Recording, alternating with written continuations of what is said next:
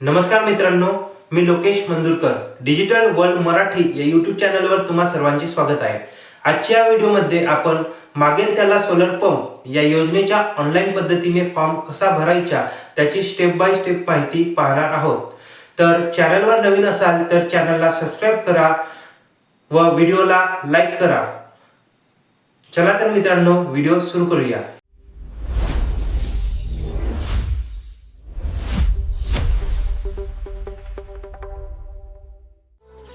सोलरचा अर्ज करण्याकरिता कोणताही ब्राउझर ओपन करून घ्या। नंतर सर्च बारमध्ये मागेल त्याला सोलर असं सर्च करा।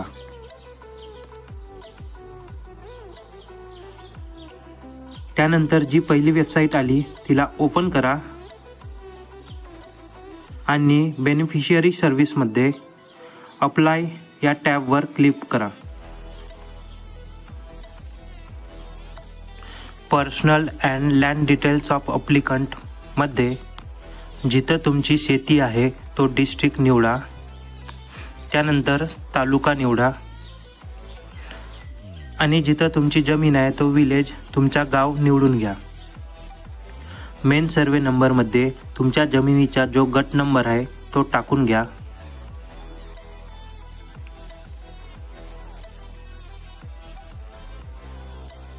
खाली तुमचा सब सर्वे नंबर निवडा। आता तुमची जमीन सेल्फ आहे की शेअर्डमध्ये आहे ते निवडून घ्या। त्यानंतर लँड ओनर नेम येऊन जाईल। टोटल एरिया ऑफ लँड तुमची एकरमध्ये किती आहे ते जमीन इथं दाखवेल। त्यानंतर अप्लिकंट फर्स्ट नेममध्ये तुमचे पहिले नाव लिहून घ्या।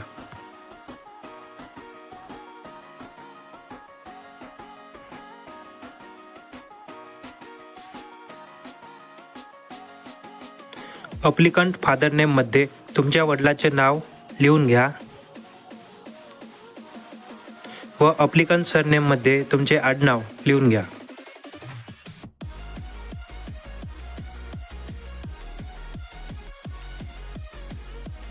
त्यानंतर जेंडरमध्ये मेल फिमेल तुम्ही जे काही असाल ते सिलेक्ट करा व कास्ट कॅटेगरीमध्ये SC ST OBC तुमची जे काही कॅटेगरी असेल ते निवडून घ्या। त्यानंतर इथं तुमचे मोबाईल नंबर लिहून घ्या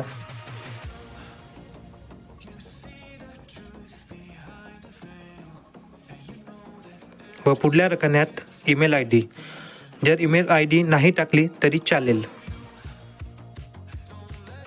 खाली स्क्रोल केल्यानंतर details of applicant residential address and location मध्ये सर्वात आधी तुमचा हाऊस नंबर लिहून घ्या। स्ट्रीट ऑर लँडमार्कमध्ये तुमचं लँडमार्क जे असेल ते लिहून घ्या। त्यानंतर तुम्ही जिथं राहता तो डिस्ट्रिक्ट तुमचा जिल्हा सिलेक्ट करून घ्या।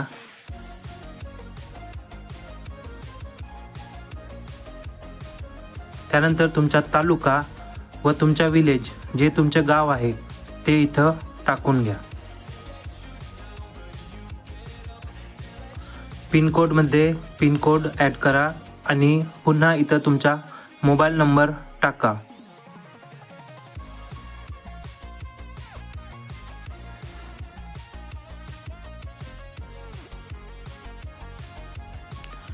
समोर पॅन कार्ड विचारत आहे, असेल तर टाका, नसेल तर नाही टाकलं तरी काही हरकत नाही।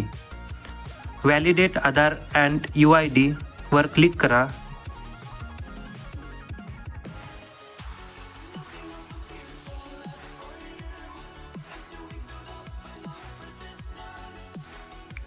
येथील सर्व माहिती वाचून घ्या। त्यानंतर I agree for UID authentication इथं क्लिक करा। खाली तुमचं आधार कार्ड नंबर लिहून घ्या।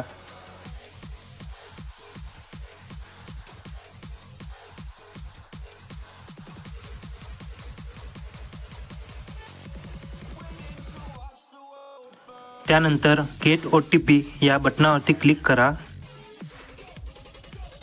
तुम्हाला OTP गेलेली आहे. त्यानंतर आधार OTP मध्ये आधार OTP टाकून घ्या.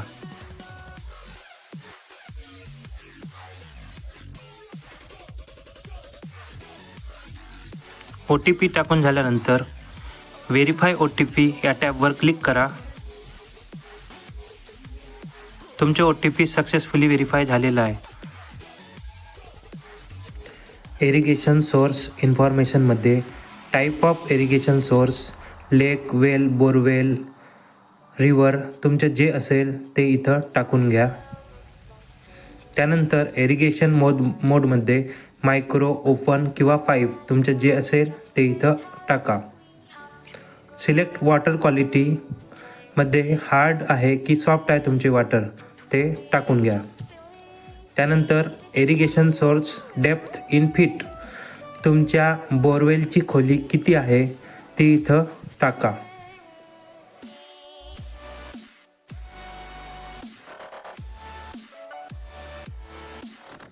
त्यानंतर irrigation source depth in rainy season पावसाळ्यामध्ये तुमच्या बोरवेलची लेवल किती असते ते इथं टाकून घ्या. 100-200 जे काही तुमच्या बोरवेलची लेवल असते ती इथं टाकून घ्या.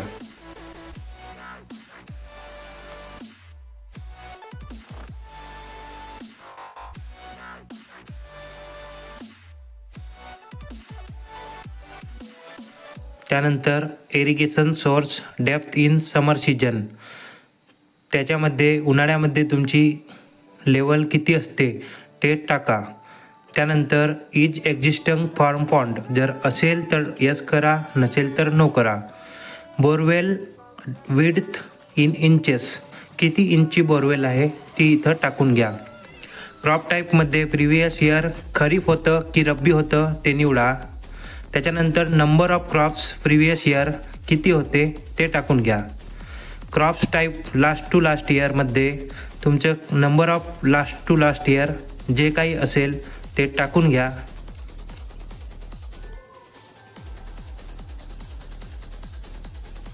एक्झिस्टिंग पंप युजरमध्ये यस करा. एक्झिस्टिंग पंप टाईपमध्ये DC करा. त्यानंतर एक्झिस्टिंग पंप सब टाईपमध्ये सबमर्सिबल की सरफेस जे असेल ते टाका. Existing pump capacity in HP मध्ये 3 HP आहे की 5 HP ते टाकून घ्या. सोर्स ऑफ पॉवर एक्झिस्टिंग पंपमध्ये डिझेल टाका. त्यानंतर एनर्जी इफिशियंट पंप जर तुमचे एनर्जी इफिशियंट पंप असेल तर यस करा, अन्यथा नो करा. Annual diesel requirement in litre तुम्हाला किती डिझेल वर्षाला लागते ते इथं टाकून घ्या. रिक्वायर्ड पंप डिटेल्समध्ये रिक्वायर्ड पंप DC त्यानंतर रिक्वायर्ड पंप सब टाईपमध्ये सबमर्शिबल आणि रिक्वायर्ड पंप कॅटेगरीमध्ये water. Required pump capacity in HP 3 HP जर तुमची 2.5 एकराच्या वर असेल तर तुम्हाला 5 HP पंपसाठी पण अप्लाय करता येते. Throughout requires litre per minute तिथं 200 टाकून घ्या. त्यानंतर need to change monopole height जर तुम्हाला मोनोपोलची हाईट चेंज करायची असेल तर येस करा, अन्यथा नो करा. नीड बूस्टर पंपमध्ये जर बूस्टर पंप हवं असेल तर येस करा, अन्यथा नो करा. त्याच्यानंतर बँक डिटेल्समध्ये इथं तुमचे अकाउंट नंबर टाकून घ्या.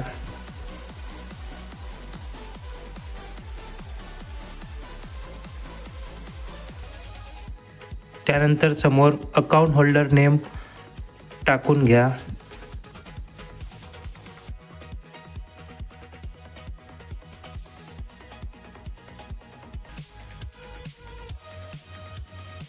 नंतर खाली तुमच्या बँकचे IFSC कोड टाका.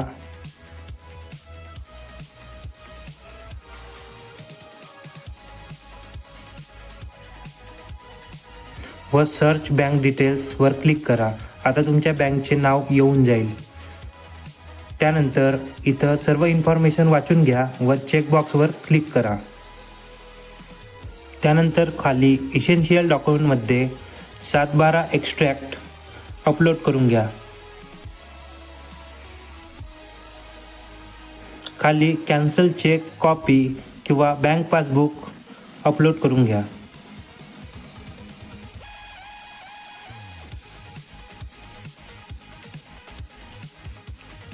त्याच्यानंतर 3 नंबरला पासपोर्ट साईज फोटो तुमची अपलोड करून घ्या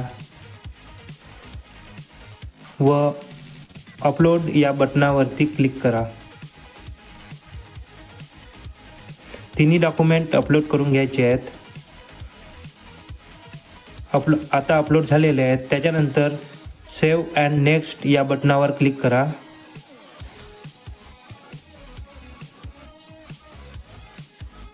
आता तुमचे सर्व डॉक्युमेंट अपलोड झालेले आहेत व तुम्हाला पेमेंटचा ऑप्शन आलेला आहे. याच्यानंतर पेमेंट करण्यासाठी प्रोसीड टू पेमेंट या टॅबवर क्लिक करा.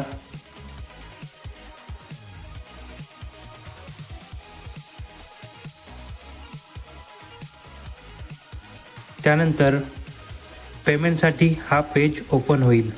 इथं तुमची माहिती चेक करून घ्या. चेकबॉक्सला क्लिक करा व पे नाव या बटनावर क्लिक करा. त्यानंतर क्रेडिट कार्ड, डेबिट कार्ड आणि UPIचे ऑप्शन येईल. त्यामध्ये तुम्ही UPIने पण पेमेंट करू शकता. UPIमध्ये UPI QR निवडायचं आहे व समोर तुमचं QR कोड येऊन जाईल. इथं पे नाव या बटनावर क्लिक करा. त्यानंतर QR कोड आलेला आहे. QR कोड मोबाईलने स्कॅन करून तुम्ही पेमेंट करू शकता. तर अशा प्रकारे आपलं पेमेंट झालेलं आहे व आपला फॉर्म सक्सेसफुली सबमिटेड झालेला आहे. इथं प्रिंटवर क्लिक करून तुम्ही या फॉर्मची प्रिंट काढू शकता किंवा PDF पण डाउनलोड करून आपल्याकडे सेव्ह करून ठेवू शकता. तर अशा प्रकारे आपला फॉर्म सबमिट झालेला आहे. व्हिडिओ आवडला असल्यास व्हिडिओला लाईक करा व तुमच्या मित्रांना शेअर करा. भेटूया लवकरच अशाच एका नवीन व्हिडिओमध्ये. त्यापर्यंत धन्यवाद.